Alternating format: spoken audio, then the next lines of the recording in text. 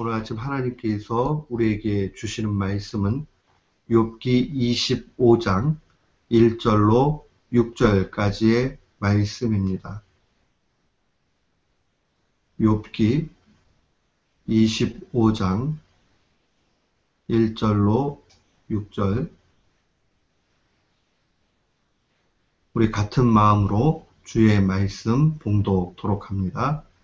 수아 사람 빌닷이 대답하여 가로되 하나님은 권능과 위엄을 가지셨고 지극히 높은 곳에서 화평을 베푸시느니라. 그 군대를 어찌 계수할 수 있으랴. 그 광명의 비침을 입지 않은 자가 누구냐. 그런즉 하나님 앞에서 사람이 어찌 의롭다 하며 부녀에게서 난 자가 어찌 깨끗하다 하랴. 하나님의 눈에는 달이라도 명랑치 못하고 별도 깨끗이 못하거늘 하물며 벌레인 사람 부득이인 인생이랴. 아멘. 저는 오늘 본문 말씀 욥기 25장 1절로 6절 말씀을 통해서 하나님과 인간 사이의 질적 차이를 인정하라 라는 제목으로 주의 말씀을 선포하도록 하겠습니다. 우리가 성경을 읽다 보면 마치 귀에 걸면 귀걸이, 코에 걸면 코걸이 같이 느껴질 때가 분명히 있습니다. 어느 본문에는 잠잠히 기다리라고 하고 어떤 본문에 가서는 열심을 내어 스스로 개척하라고 명령합니다. 과연 언제 가만히 있어야 되고 언제 움직여야 하는가? 쉽지가 않습니다. 또 어떨 때 우리가 잠잠히 있는 것은 게으름이 아닐까 하는 두려움이 오기도 합니다. 이뿐만이 아니라 근본적으로 하나님의 그 속성에 대해서도 혼란스러울 때가 있습니다. 어떨 때는 하나님께서 한없이 용서하시는 모습을 보여주시기도 하고 어느 부분에는 작은 일인 것 같은데 아주 진노하시는 그 하나님을 보기도 합니다. 다윗 왕은 도망 중에서 배고픔을 이기지 못하고 진설병, 그 제사장만이 먹을 수 있는 진설병을 먹고도 죽지 않습니다. 그러나 이 소가 날뛰는 가운데서 웃사라는 사람은 법궤에 손을 대었다가 그만 죽고 맙니다. 이런 본문들을 바라보면 과연 하나님께서는 어떠한 기준을 가지고 계신가? 그러한 의구심이 들기도 합니다. 말씀을 다 이해할 수도 없고 제대로 적용하는 것이 무엇인지도 잘 모르겠다 싶은 생각이 듭니다. 우리는 이러한 본문들을 만날 때마다 겸손해야 됩니다. 우리가 우리의 이성으로 하나님을 다 설명할 수 있고 이해할 수 있다라는 그 기대에서 벗어나야 됩니다.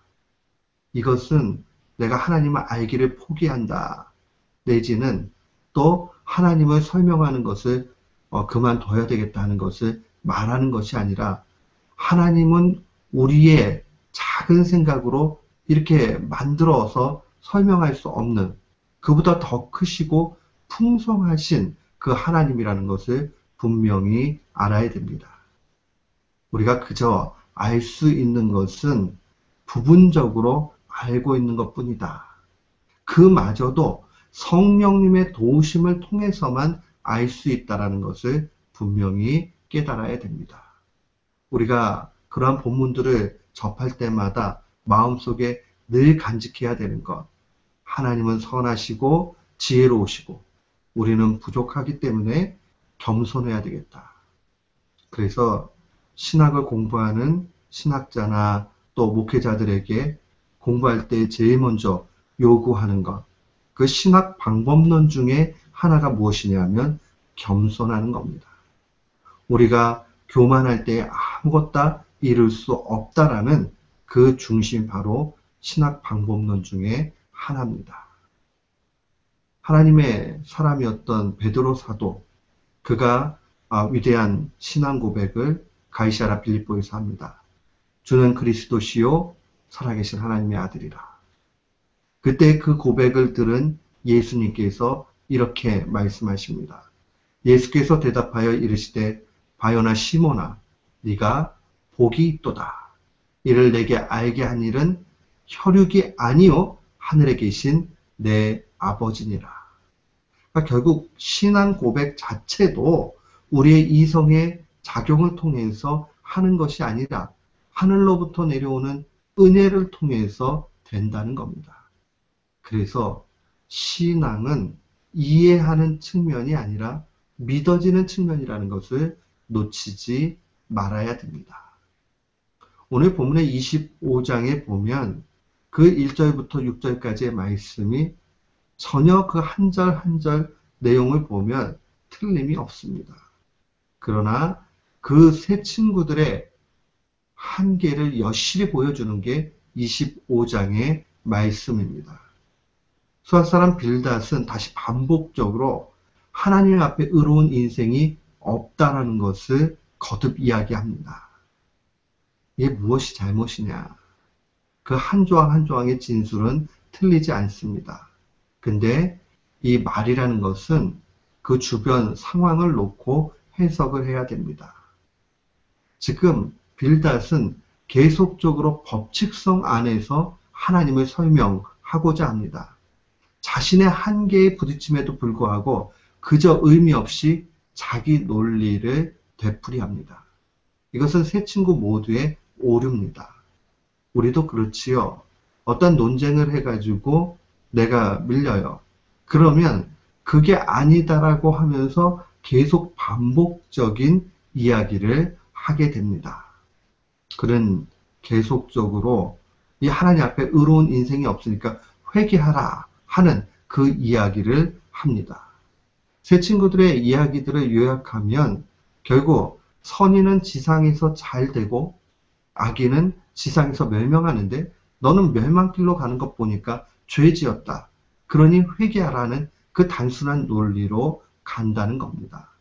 그러나 욥은 이미 앞선 23장과 24장에서 악인이 잘 될 수도 있고 의인이 고난당할 수 있음을 분명히 이야기합니다.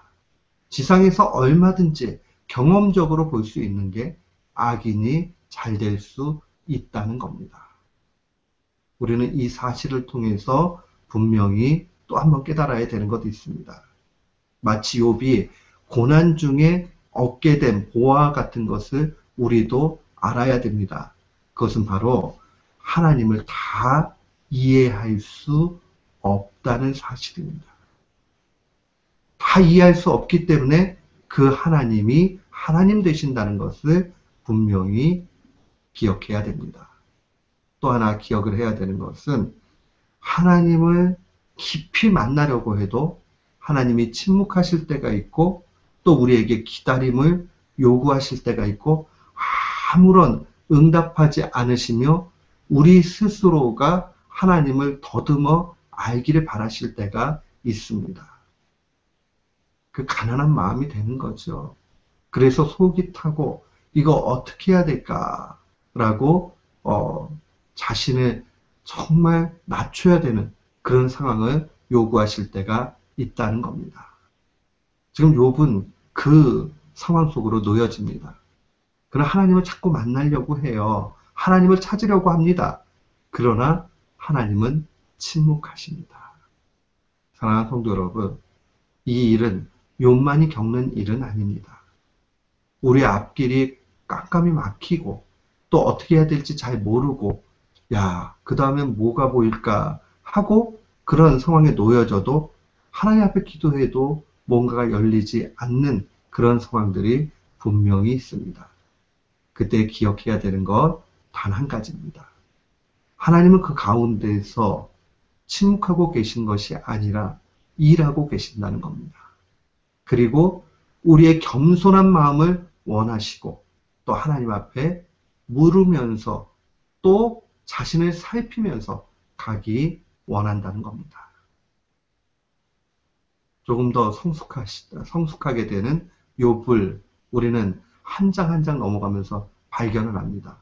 그 이전에는 자신의 생애를 저주하기도 합니다. 또 하나님 앞에 죽기를 간청합니다. 그러나 장수가 거듭될수록 어느 순간이 되면 그가 저주하고 또한 죽기를 간청하는 것이 사라지게 되고 그저 하나님께서 만나주시기를 원하는 간절한 가난한 마음이 되고 있다는 것을 분명히 보게 됩니다. 그러면서 그가 깨닫게 되는 것이 있지요. 그것은 하나님과 인간 사이의 질적 차이를 인정하게 됩니다. 오늘 25장에 나와 있는 세 친구들, 특별히 빌닷의 이야기 속에서 우리가 배울 수 있는 것은 하나님과의 질적인 차이를 인정하지 못하고 자신의 수준에서, 인간의 제한된 수준에서 요구하고 있다는 겁니다. 하나님을 그 안에서 설명하고 또 그 안에서 순종하라라고 또 회개하라라고 그렇게 이해한다는 겁니다. 여기에 차이가 있지요. 우리는 하나님과 인간 사이의 그 차이를 인정해야 합니다. 하나님의 지혜의 풍성한 가운데 나아가야 됩니다. 말씀은 우리에게 의인은 고난이 많으나 여호와께서 건지신다 라고 약속해 주셨고 또한 동시에 여호와께서는 우리와 함께 하시면서 결국 우리를 생명의 길로 인도해 가신다는 겁니다. 또 우리가 그 하나님의 깊은 지혜 가운데로 한 걸음 한 걸음 나아가는 것이 필요합니다. 로마서 11장 33절은 증거합니다. 깊도다 하나님의 지혜와 지식의 풍성하며 그의 판단은 헤아리지 못할 것이며 그의 길은 찾지 못할 것이다. 하나님을 규정할 수 없어요. 다 알 수 없습니다. 그래서 하나님 되시는 겁니다. 논리로 이해할 수 없고 이성으로 다 깨달을 수 없습니다. 그러니 크십니다. 바로 그러기 때문에 우리에게 요구되는 신앙의 모습이 있습니다. 가장 완벽하고 아름다운 처음의 관계가 있습니다.